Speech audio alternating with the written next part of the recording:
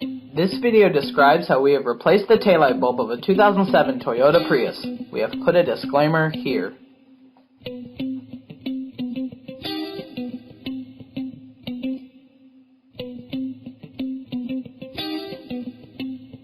We are replacing the right taillight bulb, and we use Sylvania bulbs, which cost less than $10 a pair. Open the trunk and you will see a small panel on the right side. Open it up and set it aside.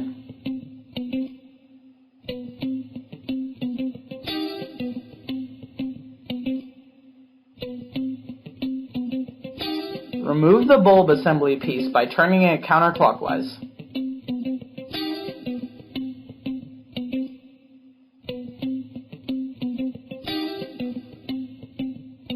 Pull the bulb out from the socket and replace it.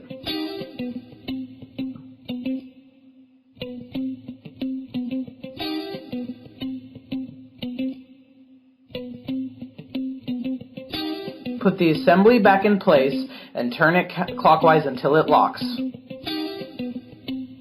Put the panel back in place and you're done.